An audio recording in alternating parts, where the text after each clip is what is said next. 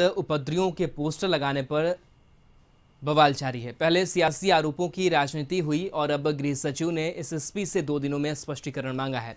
चौक चौराहों पर गृह कारा एवं आपदा प्रबंधन विभाग के प्रधान सचिव राजीव अरुण एक्का ने रांची के वरीय आरक्षी अधीक्षक सुरेंद्र कुमार झा ने एसएसपी से 2 दिनों में स्पष्टीकरण मांगा है। गृह कारा एवं आपदा प्रबंधन विभाग के प्रधान सचिव ने कहा है कि 10 जून को रांची में हुई हिंसा के बाद हिंसा में कथित रूप से शामिल व्यक्तियों के फोटो सहित पोस्टर लगाना सही नहीं है।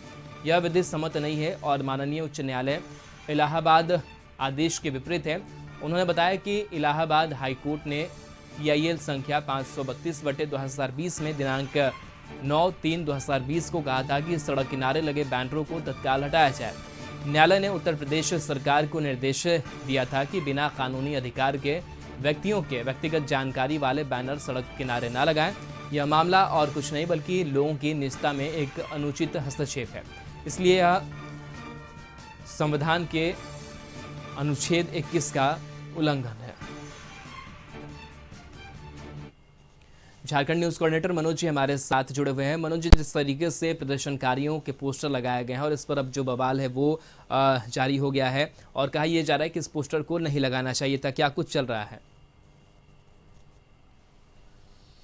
देखिए राहुल, अगर हम पोस्टर की बात करेंगे तो पोस्टर को लेकर के सियासत लगातार चल रही है। वहीं दूसरी तरफ अगर कहें तो प्रशासनिक हलकों में भी इसको लेकर के पूरा प्रशासन दो खेमों में बटा नजर आ रहा है। राजभवन के हस्तक्षेप के बाद जब रांची SSP ने पोस्टर को लगाया तो पोस्टर लगाने के कुछ क्षणों के बाद ही पोस्टर को उतार लिया गया, क्योंकि JMM और कांग्रेस के नेताओं ने उसका विरोध किया था। उसके बाद एक दिन बाद कल देर शाम जो है गृह कारा एवं आपदा प्रबंधन विभाग के प्रधान सचिव राजीव अरुण एक्का, जो कि मुख्यमंत्री के भी प्रधान सचिव है, उन्होंने एक पत्र जारी कर रांची SSP से इस मामले में स्पष्टीकरण मांगा है और उनसे पूछा है कि किसके निर्देश पर यह जो पोस्टर जो है लगाए गए थे।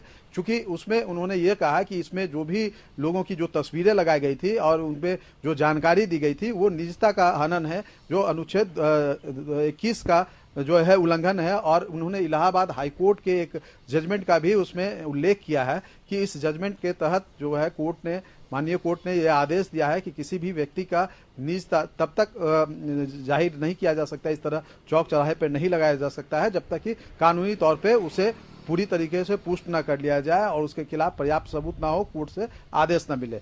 तो अब इसको लेकर के 2 दिनों की मोहलत दी गई है रांची SSP को कि वो अपना स्पष्टीकरण जो है गृह कारा एवं आपदा प्रबंधन विभाग को भेजे। अब देखना होगा कि रांची SSP सुरेंद्र कुमार झा जो है इस पूरे मसले को लेकर के क्या कुछ स्पष्टीकरण भेजते हैं और उस पर सरकार की तरफ से क्या कार्रवाई होती है। दूसरी तरफ अगर हम बात करेंगे पोस्टर को लेकर के, तो पोस्टर को लेकर के सियासत अभी भी चल रही है।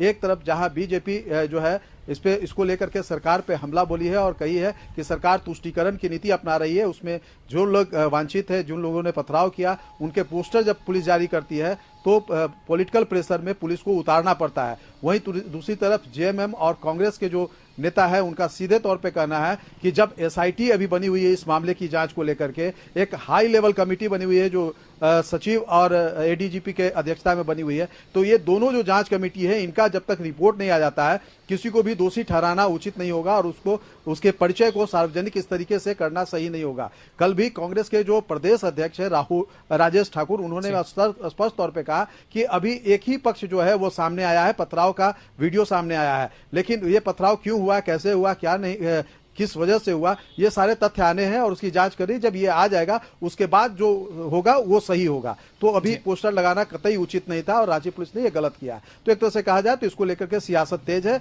और दूसरी तरफ अब प्रशासनिक तरीके से भी अब इस मामले को लेकर के अब तूल पकड़ता जा रहा है। चलिए, बिल्कुल, बहुत बहुत शुक्रिया मनोज जी तमाम जानकारी के लिए।